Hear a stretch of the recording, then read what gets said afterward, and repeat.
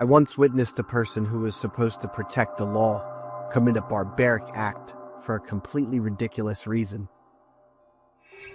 My name is Josh, and that fateful day is carved into my mind in perfect detail, even though 7 years have passed.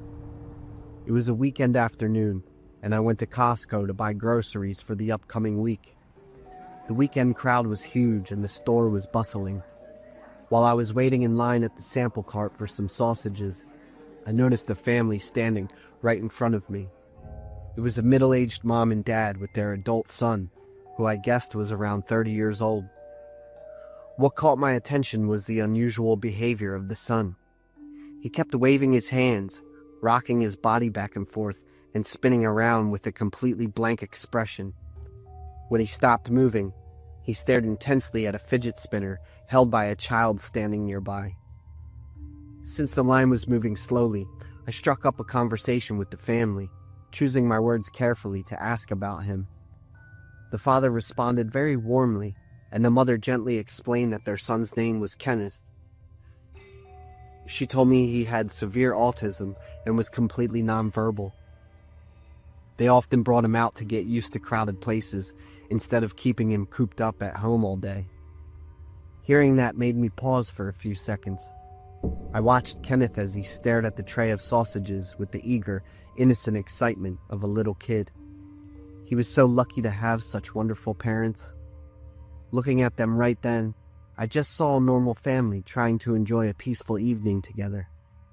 But just a few short minutes later, everything changed completely.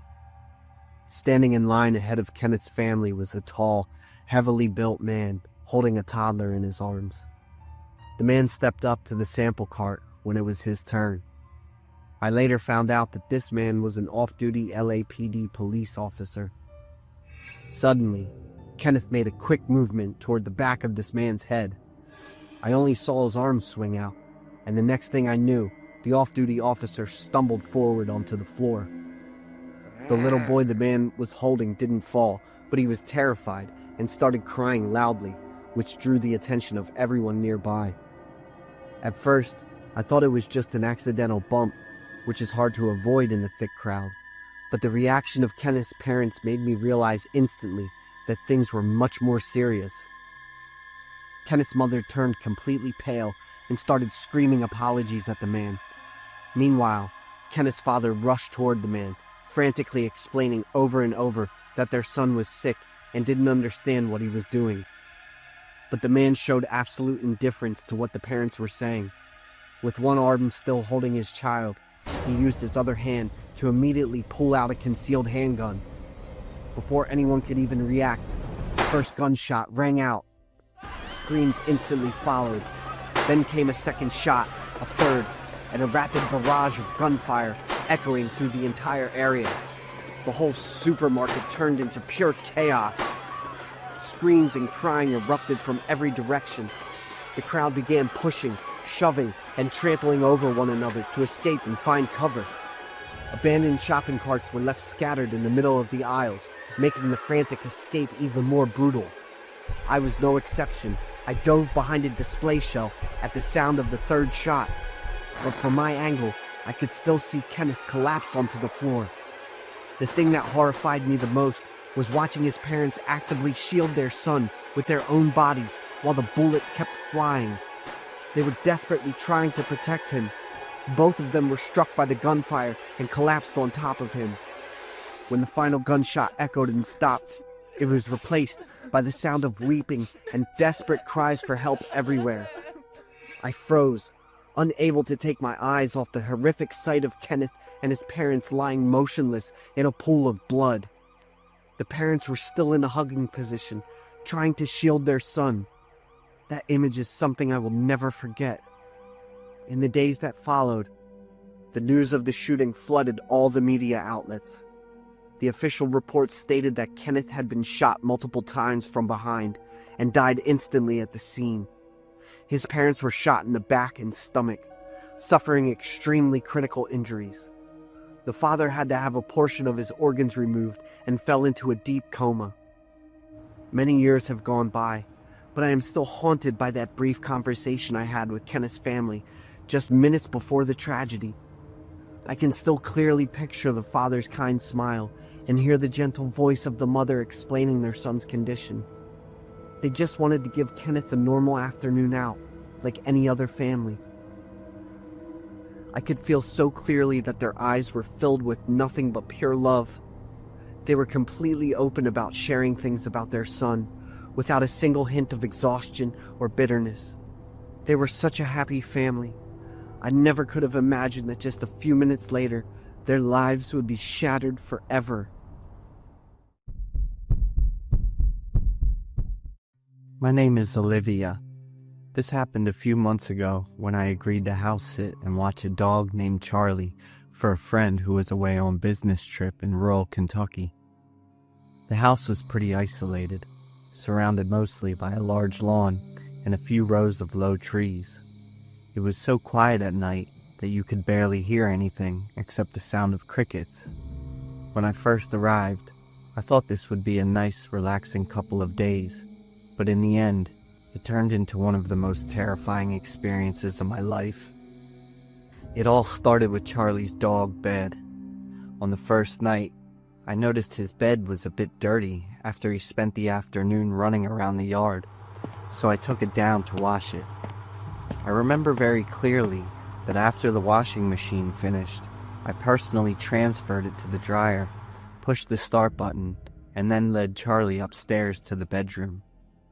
However, when I went downstairs the next morning, I found the dog bed sitting soaking wet inside the washing machine, and the door was propped open. At the time, I just thought it was a little weird. I asked myself, wait, did I remember that wrong last night? I figured I was just being absent-minded, so I started the wash cycle again and didn't think much else of it. By that evening, things started to get even stranger.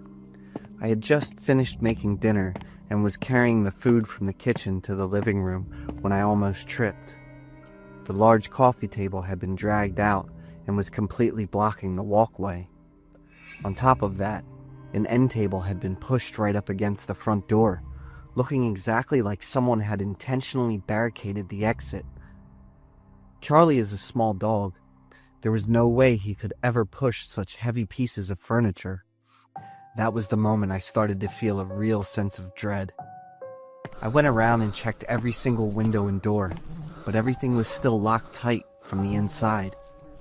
There was obviously no one in the house except me and Charlie, but I couldn't shake a horrible feeling that a pair of eyes was watching me.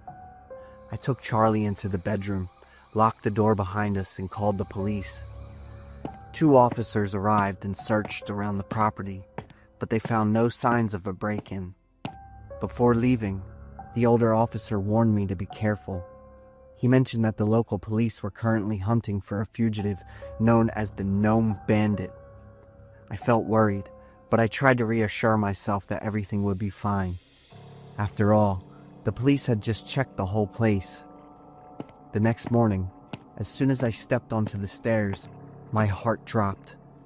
Charlie's dog bed was sitting inside the washing machine yet again. This time, I knew for an absolute fact that my memory wasn't playing tricks on me. Walking into the kitchen, I found several cabinets flung open and things thrown all over the place. At this point, it was no longer a coincidence. Someone was definitely inside the house with me. I immediately called the police for the second time, but once again, they found nothing. No forced entry, no footprints, and no obvious clues. One of the officers even asked if I had been under a lot of stress lately, or if I had a history of sleepwalking. To be honest, I started to question my own sanity at that point. Everything felt so incredibly real, but there was zero proof to back it up. I barely slept at all that night. I kept hearing faint scratching noises coming from the ceiling. I tried to tell myself I was just imagining things. I thought about calling my friend, but she was away on an important business trip, and I didn't want to cause her to panic. The next morning, the moment I opened the bedroom door, I nearly fainted. The entire hallway was completely blocked off by tables, chairs, and other furniture, all stacked on top of each other like a twisted maze. Charlie started barking violently. He kept staring straight up at the ceiling. Right then, I knew without a doubt that something was horribly wrong. I pulled out my phone to record everything and called the police for the third time. This time, they performed a much more thorough search. They checked the attic, the crawl spaces, and even the hollow spaces inside the walls. After nearly an hour, an officer finally discovered a small hidden crawl space concealed behind an old wooden panel in the attic. And inside that space, there was actually a person. It was a thin, filthy man with messy, matted hair and wild, bloodshot eyes.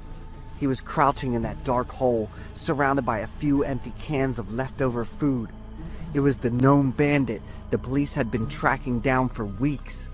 As he was handcuffed and led downstairs, he didn't look scared at all. Instead, he stared directly into my eyes and flashed a sick, twisted smile. At the police station, he confessed that he initially started moving the furniture just to scare me into abandoning the house so he could have the hideout all to himself. But after a while, watching me panic, stress out, and second-guess myself gave him a twisted thrill. He enjoyed the hide-and-seek aspect so much that he decided to keep pushing the game further. To this day, I still can't shake the pure terror of that realization. For 3 days and 3 nights, that psychopath was living right above my head, silently watching my every move through the cracks in the ceiling, while I had absolutely no idea.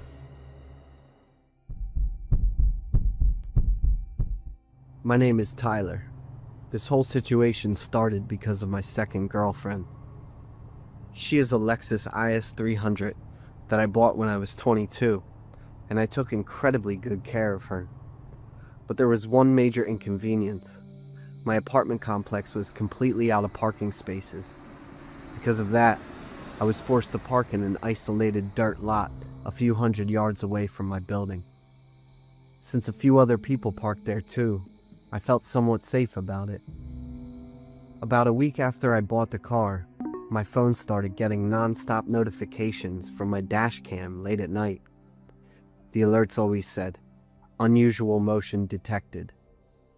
Every single time it happened, I would jump out of bed and open the app to check the live feed, but I never saw anything actually suspicious.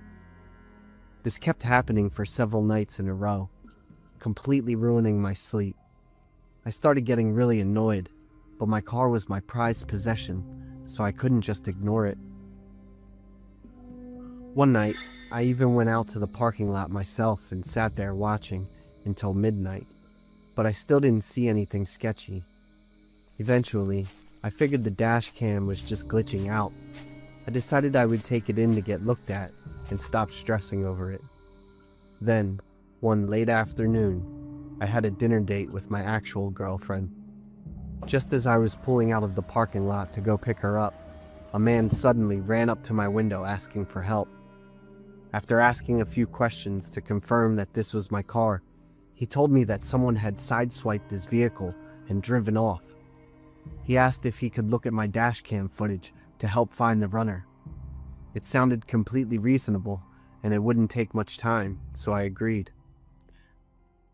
I let him step into the passenger seat so we could look at the video playback together.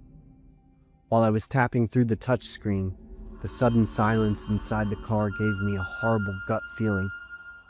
I stopped what I was doing and turned to look at him. The expression on his face had completely changed. Before I even had a chance to react, he swung his arm and struck me hard on the back of my neck, knocking me out instantly. I have no idea how much time passed, but I finally woke up inside an abandoned warehouse.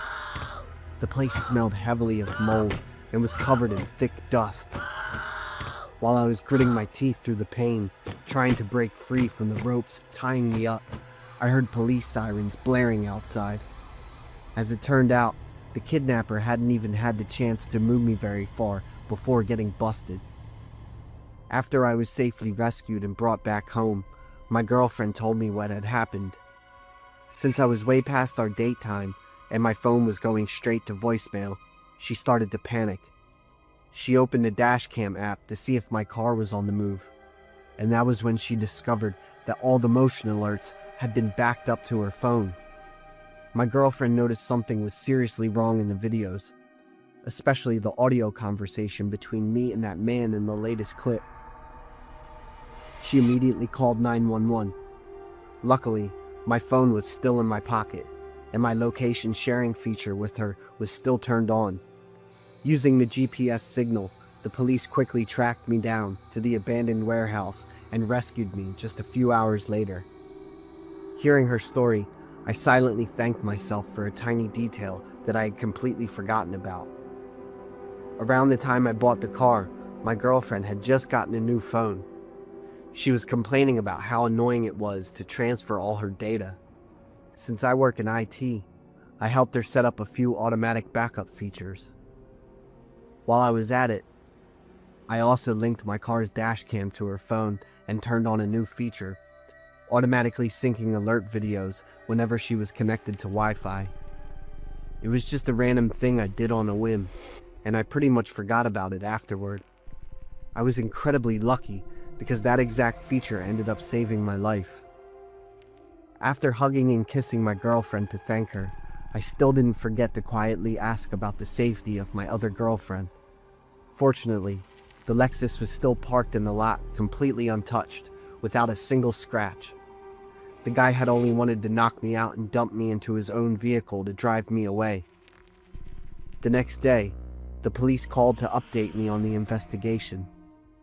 After a broader look into the case, they found out that this guy belonged to a criminal ring that set up fake scenarios targeting car owners who park in isolated spots. Those midnight dashcam alerts weren't a technical glitch at all. It was their way of scouting and evaluating their targets before making a move. If they saw a car owner was too alert or called the cops, they would move on to someone else. I had blindly become their target after being watched by them for nights without having any clue. It was a brutal lesson, and to this day, I never allow myself to ignore any unusual signs again. My name is Joseph. Back then, I lived in Cleveland and worked a job that paid an average salary. I needed some extra cash, so I started looking for a side hustle. This is the story of my strange side job, acting as an exorcist for people who believed they were haunted by ghosts. In reality, I never believed in ghosts or demons. I wasn't a priest, and I certainly wasn't a psychic like I claimed to be in my client advertisements. I was just a guy who knew how to read people's faces and say exactly what they needed to hear to feel safe. More importantly, I knew how to set the stage to make a ceremony look real. I used a few candles, an old Bible, some memorized chants, and a very professional tone of voice. In my mind, most of my clients were just suffering from insomnia, anxiety, depression, guilt, or addiction. Sometimes it was just an obsession they created in their own heads. There were no actual monsters involved. I didn't think what I was doing was bad.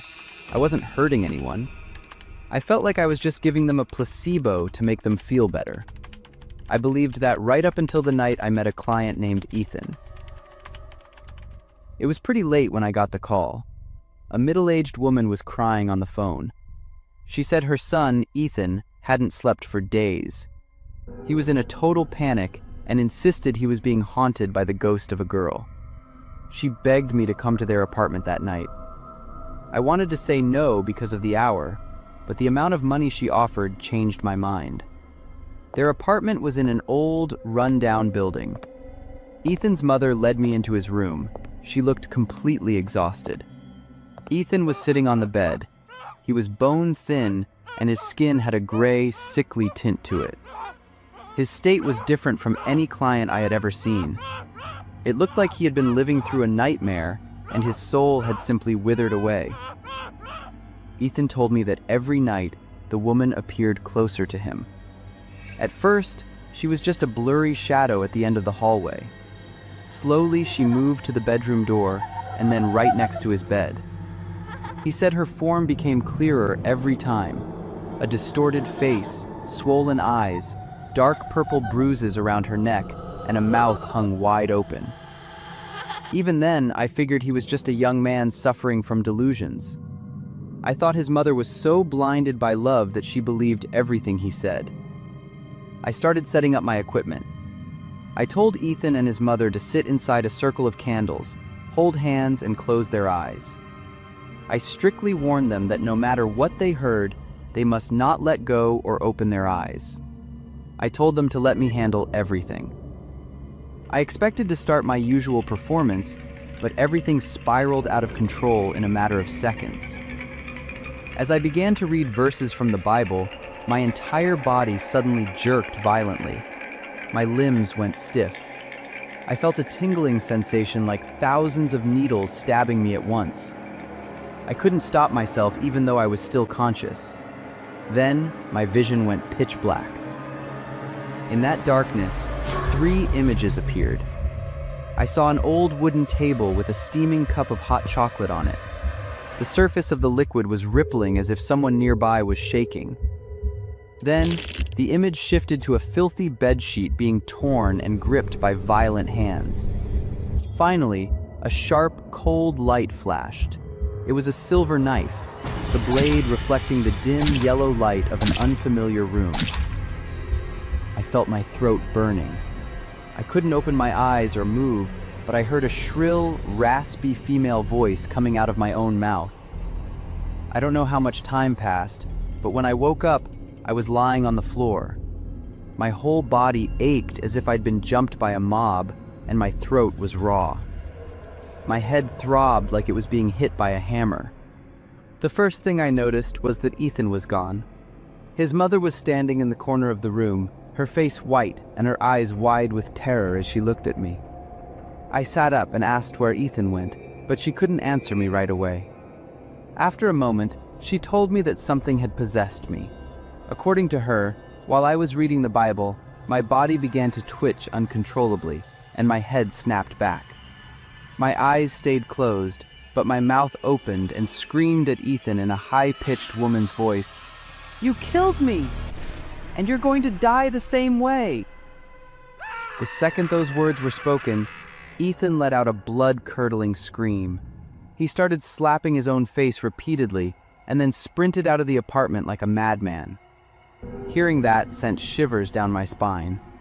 Even though I didn't want to believe it, I couldn't ignore what happened. I packed my things and left the apartment so fast that I forgot to take my payment.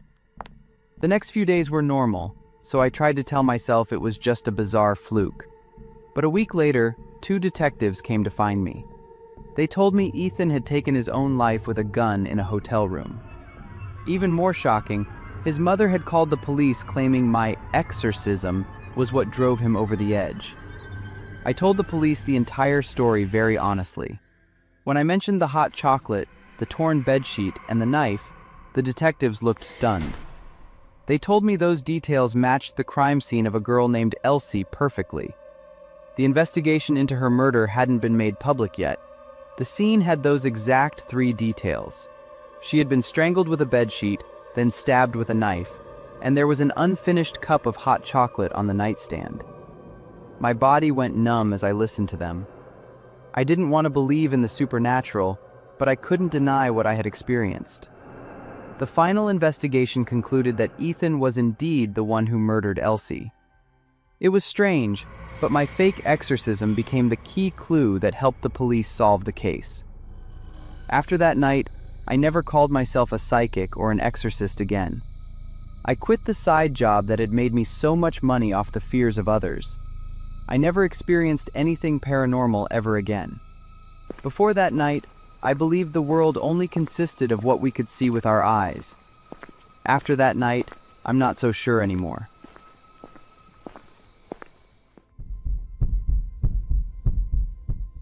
My name is Sarah. I've been living alone in my new apartment for 3 weeks now, ever since my divorce was finalized. This complex has great security, so I felt safe starting my life over as a single woman. Work hasn't been going well lately, and the stress has been crushing, which has led to a lot of restless nights. But that insomnia was exactly how I first noticed something was wrong. It started when I woke up in the middle of the night. I went to the kitchen to grab a glass of water, and I was shocked to find the front door unlocked. I figured I was just being scatterbrained because of the stress, so I brushed it off. Then, my sleep grew even more fitful. Every time I woke up, the door was unlocked again. It made no sense. I am a creature of habit. I always lock the door and even double-check the handle before I go to bed. At first, I kept blaming the pressure and the lack of sleep, but things took a dark turn when my small belongings started to vanish. First, it was a bottle of nail polish, then my hairbrush, then an old photo I kept in a drawer, followed by my razor, and eventually, my underwear. A thick sense of dread settled over me. This wasn't just my imagination anymore. My life was being violated. I didn't tell anyone because I didn't want people to think I was becoming paranoid, but I couldn't live like this.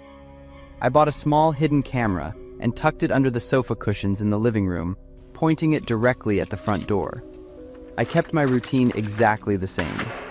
When I got home late one night, I locked the door carefully. I even stood there for a few seconds to burn the memory into my brain so I wouldn't doubt myself later. Then, I went to my room and crashed immediately from exhaustion. I don't know how much time passed, but I woke up again, right on schedule.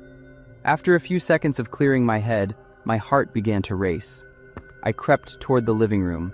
I looked at the front door. It was open. It wasn't wide open, just cracked enough for a person to slip through. I lunged for the hidden camera. My hands were shaking as I opened the app and rewound the footage. Everything looked normal at first. The silence of the empty room on screen felt suffocating. Then, at 3:28 a.m., the door handle turned. I held my breath as the door swung open and a shadow slipped inside. He moved with total confidence. I zoomed in on the image, my eyes glued to the screen. He was wearing a hat and dark clothes. The moment I got a good look at his face, my blood ran cold. It was the building's maintenance man. I had seen him a few times in the hallway. In the video, he walked through my apartment like he owned it. He stopped in the living room, looked around, and sat down right where the camera was hidden. My heart nearly stopped. But he didn't find it. He sat there for a few seconds, then stood up and kept walking. He headed toward the bedroom. And then, he disappeared from the frame. I panicked and called 911 immediately. My voice was trembling and I couldn't stop shaking. I told the dispatcher everything while I stared at the screen. The police arrived quickly. They searched the apartment, took my statement, and watched the video.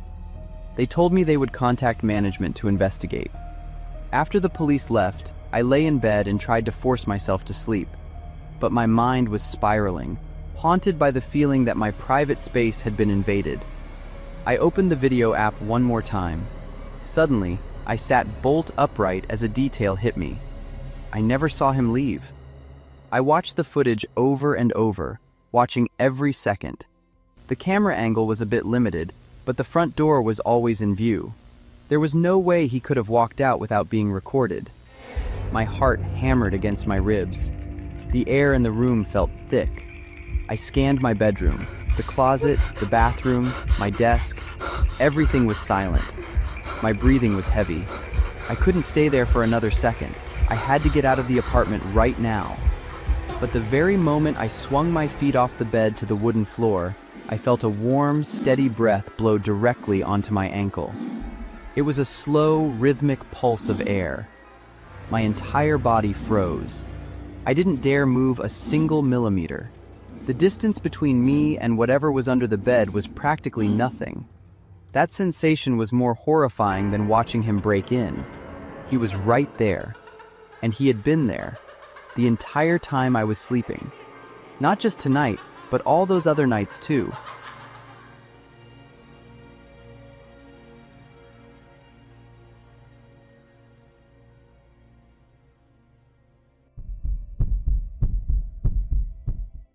My name is Oscar.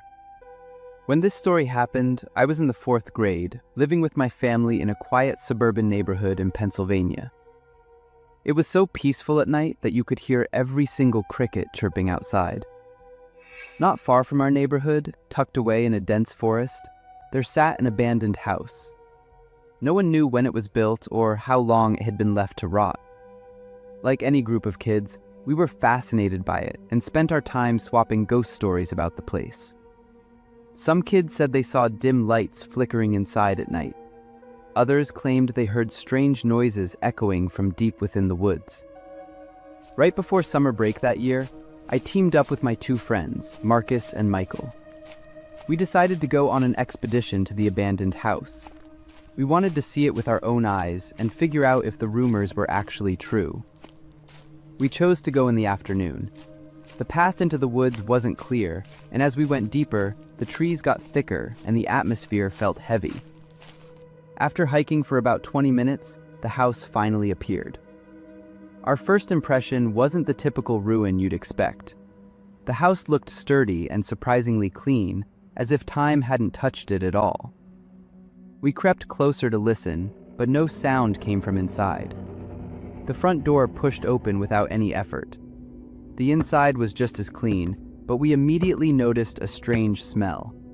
It smelled like harsh chemicals, exactly like the scent of the dentist's offices we hated going to. We walked into a large room next to the living area. The space looked just like a medical laboratory. There were tons of medical tools, scalpels, clamps, scissors, and test tubes, neatly organized on metal tables. Shelves filled with books lined the walls. Marcus curiously pulled a book down to look at it, but he suddenly let out a scream that sent a chill down our spines. On the page he had opened, there was a graphic photo of a human body with all of its skin peeled off. Marcus begged us to leave right then, but Michael and I refused. We teased him for being a chicken over a simple picture. At the time, we just told ourselves that an eccentric doctor or medical researcher probably lived there. After we finished exploring the first floor, we noticed there were no stairs leading up. The way up had been torn down and sealed off with a heavy sheet of iron. We decided to head outside and climb the water pipes that ran up the side of the house to reach the second floor. The second floor windows were completely covered with layers of old newspapers and magazines. We peeled back a small section just big enough for us to crawl through. The air inside was suffocating. That chemical smell from downstairs was much stronger and more disgusting up here. Our flashlights swept across the hallway, which was covered in posters of models in swimsuits. But when we looked closer, our hearts dropped. Every single face in the photos had been cut out and replaced with a picture of a flayed, skinless face. Terrified, we moved quickly down the hall and into a bedroom. We all froze at the doorway. Rows of mannequins wearing underwear were standing side by side. They were all facing the door, looking like they were waiting to judge whoever walked in. For some reason, we felt more curious than scared at that moment, except for Marcus, who was still trembling, so we walked further inside. In the corner of the room, Michael found an old TV hooked up to a car battery. He turned it on, and the screen filled with static. Suddenly, a VHS player underneath started spinning on its own, as if it had been programmed to play. The image on the screen showed a room with a woman tied tightly to a chair. She was struggling frantically, and her mouth was taped shut. A man wearing medical scrubs and a surgical mask stepped into the frame. He was holding a sharp knife. The man leaned down and gripped the skin on the woman's face. Then, he pressed the blade against her forehead and began to make a long, deep cut downward. Blood immediately sprayed out, running down her face and neck. The woman struggled even harder, but he didn't stop. He grabbed the edge of the skin he had just cut and slowly began to peel it away from her face. We stared at each other, gasping for air for a split second, before we turned and bolted in total blind panic. We didn't stop running until we saw the familiar sights of our town. Marcus broke down in tears, completely unable to calm himself. We told the adults immediately, and the police were at the house in no time. Everything we learned after that came from eavesdropping on the grown-ups. Inside the house, police found evidence that many people had been murdered there over a long period of time. However, there were no clear clues pointing to the identity of the killer. No official explanation was ever fully released to the public. After that day, we were strictly forbidden from hanging out after 6 p.m. The house in the woods was cordoned off and eventually torn down to the ground. Even though nearly 20 years have passed, the memory of that house is still fresh in my mind. My friends and I still talk about it sometimes when we get together. We always wonder if the killer and the man in that horrifying video were the same person.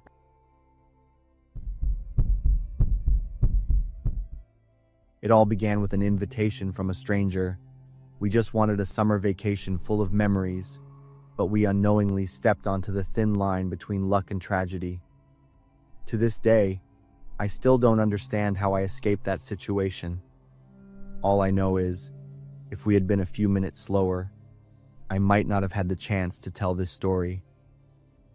The story starts with a summer vacation to London with my best friend Lizzie. We decided to treat ourselves to a trip to Europe before starting college. The first 2 days of the trip, we made the most of our time, having fun, exploring, and taking hundreds of photos. On the third day, we were strolling on Oxford Street when we met someone. He approached us and introduced himself as Adrian. Adrian was tall, with curly brown hair, blue eyes, and a smile that made my heart beat faster. His voice sounded warm and charming. Adrian talked about an amazing party that night at his friend Simon's super luxurious apartment. The address was in Mayfair, an upscale area near Hyde Park. Lizzie glanced at me with excited eyes. I was a bit hesitant, but Adrian seemed really serious and polite. Plus, we were in London, and an opportunity like this doesn't come around easily. When Adrian assured us of our safety and mentioned his friend worked in finance, living in one of London's most secure areas, we accepted Adrian's invitation. That evening, I wore a simple black dress, and Lizzie chose a striking red outfit. Before leaving, we drank vodka in our hotel room to get a little buzz. The slight dizziness from the alcohol somewhat eased my initial anxiety. We called an Uber to the address Adrian had sent. Adrian greeted us at the apartment door with a beaming smile. The elevator took us up to the 23rd floor. The hallway was completely silent. No music or laughter echoed out. When we stepped inside, the space was empty, with no sign of any other guests. When Lizzie asked, Adrian explained that we had arrived a bit early, and Simon was in the lobby picking up guests. I glanced around the apartment. It was indeed luxurious, with large glass windows offering panoramic views of London at night. But the space was too quiet and isolated. Just then, the sound of a key turning in the door echoed. Another man walked in, taller and more imposing than Adrian, with a stern face and cold eyes. Unlike Adrian, he didn't smile. Adrian introduced him as Simon, but I noticed the tension in his voice. Simon merely gave a brief nod, then walked straight to the front door. The sound of the lock clicking shut made my heart almost stop. When I asked again about the other guests, Adrian replied they would arrive soon, but his eyes were no longer warm like before. He offered to make us cocktails. He even emphasized how good they were. Simon stood silently by the door like a guard, never taking his eyes off us. Lizzie and I exchanged glances. I saw the fear in her eyes. "We don't drink. Could we just have some water?" I suggested. "Cocktails will be much better. I've prepared special glasses for you girls already." Adrian insisted, his voice a little harder. I smiled faintly, feigning agreement, then pulled out my phone, pretending to text but actually opening my emergency call app. My hand trembled as I dialed the police, then slipped the phone into my pocket without hanging up. Adrian disappeared into the kitchen. I tried to stay calm and said, "Oh, this penthouse is on the 23rd floor of 89 Kensington Gardens Square, right? What a beautiful view. Simon, you have excellent taste." Simon still stood by the door, his eyes unwavering. I gave a forced smile and turned away. Very quickly, Adrian emerged from the kitchen with 2 pink cocktails in his hands. He constantly swirled the glasses gently with a slight smile and told us to drink them, saying we'd feel more comfortable. His voice sounded more like a command than an invitation. We took the drinks. I noticed a fine white residue at the bottom of the glass that hadn't fully dissolved. Lizzie saw this too, and she looked at me with wide, horrified eyes. To buy time, I suggested we play Would You Rather. Simon reacted coldly, calling it a childish game. Lizzie, calmer than I expected, joined in and asked if we should drink the cocktails immediately or wait for the other guests. Adrian gave a forced smile, but his eyes were incredibly cold. He stared intently at Lizzie and answered, emphasizing each word, "Of course you drink the cocktails now." The feeling of dread reached its peak, and I screamed my refusal. I said we wanted to go back to our hotel. Simon spoke for the first time, his voice deep and menacing. "You two can't leave." Just then, a furious banging erupted at the door. A loud, booming male voice shouted, "Police!" "Open up!" Simon and Adrian exchanged terrified glances. The banging on the door grew louder and louder. Lizzie clutched my hand tightly, both of us trembling uncontrollably. The door burst open, and 3 police officers stormed in. Lizzie screamed with all her might, "Help us!" I pointed directly at Adrian and Simon, explaining they had forced us here, wouldn't let us leave, and had tried to make us drink something suspicious. Adrian and Simon were handcuffed and led away in silence. The test results 2 days later confirmed what we had suspected. Both cocktails contained a sedative commonly used in date rape. If we had drunk them, the consequences would have been unimaginable. Adrian admitted this wasn't the first time he'd done this. Simon was a long-time accomplice. Both received severe sentences, especially after police discovered many other previous victims. We stayed in London for a few more days, but we no longer had the same spirit of exploration. Lizzie often woke up startled in the night, and I suffered from complete insomnia. The trip, from being a beautiful memory, turned into an unforgettable nightmare. Now, whenever someone asks about my London trip, I just say it was a memorable experience. I learned that attractive appearances and sweet words can hide the darkest intentions. Some memories, no matter how much you want to forget them, will stay with you for life as a valuable lesson about trust and the instinct for survival.